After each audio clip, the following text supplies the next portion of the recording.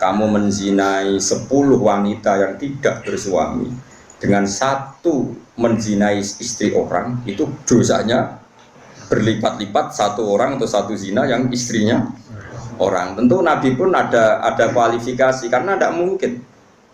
Taruh saja misalnya Yun Sewu ya, naudzubillah ya. Orang menzinai lonte ini kan profesional. Haknya kan hanya hak Allah. Kamu yang hanya melanggar itu hak Allah. Kamu melanggar aturannya Allah. Tapi kalau menzinai istrinya orang, apalagi orang ini merasa istrinya ini afifah apa? Afifah itu apa cara Jawa? Gak mau zina lah, afifah. Kayak apa?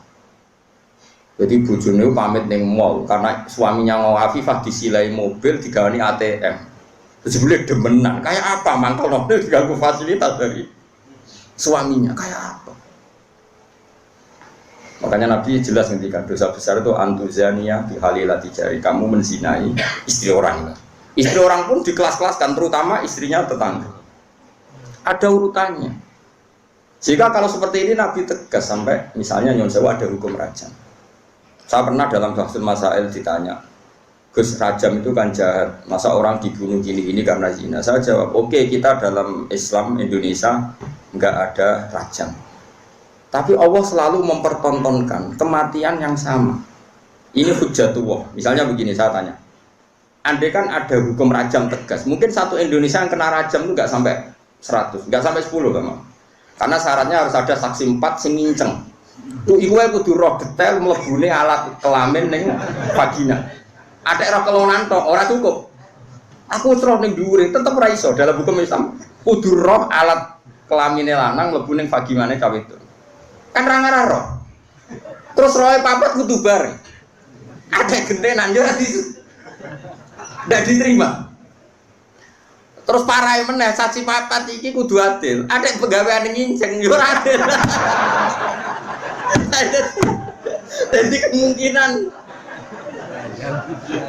kemungkinan tercapai rajam kan ada saksi 4 yang melihat langsung alat lelaki kelamin masuk di vagina.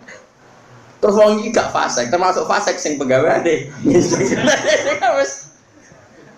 Misalnya sudah Mustafa Adil, lo kok nganti roh, lo pengen lo soleh, wong soleh sing ngencengan.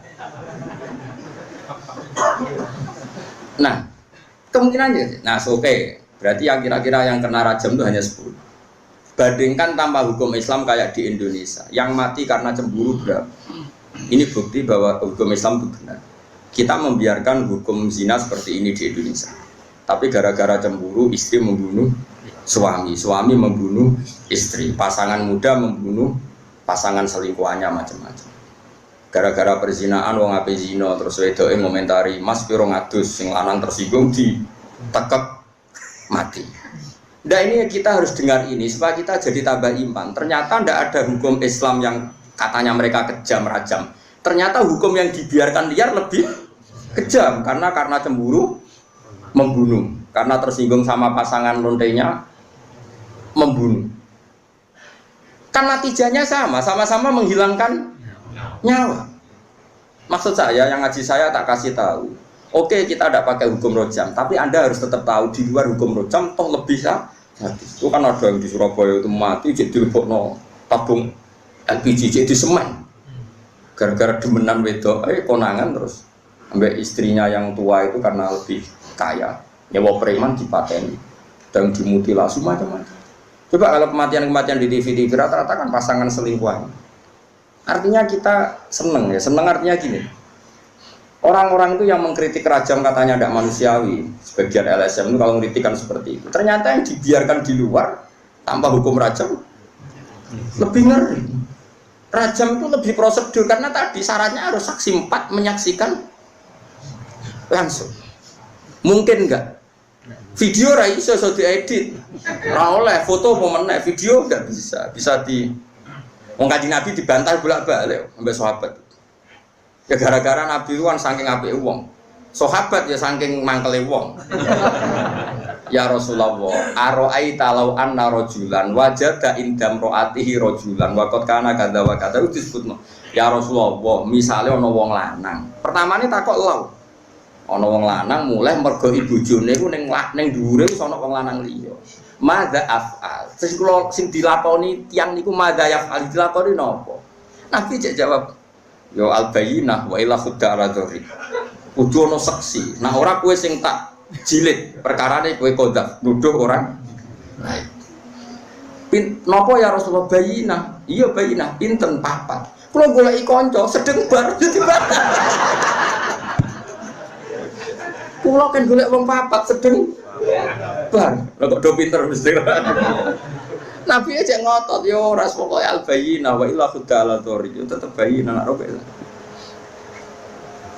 Nah, saya itu berkali-kali basul masail yang seperti itu. Menurut saya itu benar Nabi. Saya ulang lagi itu benar Nabi. Tentu Nabi itu paling benar. Bukan karena kita kultus saja, logikanya begini. Oke, dalam konteks orang soleh kayak Mustafa, mungkin cerita seperti itu benar. Dia cerita seperti itu benar. Tapi problemnya, wong lanang sira soleh itu ya akeh. Wong lanang sira soleh soalnya melaporkan istrinya karena wis ra soleh kepen megat. Pak Hakim melapor. Tadi malam saya mergoki istri saya selingkuh, maka harus diceraikan. Kalau hakim itu menerima semua orang, nanti semua orang kalau mangkel istrinya akan menuduh istrinya zina. Dan kalau hukum Islam ditegakkan, semua yang tertuduh zina dirajam, entek wong wedok. Paham ya? Maka sebaiknya Nabi mah nggak percaya. Paham sih kalau maksud? Sehingga dipersulit. Akhirnya apa? Dalam konteks suami istri ada hukum khusus disebut li'an. Disebut nomor li'an. Li'an itu istrinya didatangkan di masjid, zaman dulu kan tidak ada kantor pengadilan. Suaminya didatangkan di masjid. Sama-sama bersaksi tabri'ah. Tabri'ah begini. Disuruh sumpah 4 kali. Yang kelima itu sumpah, cara saat ini sumpah sambar bledek. Sumpah pocong cara Madura.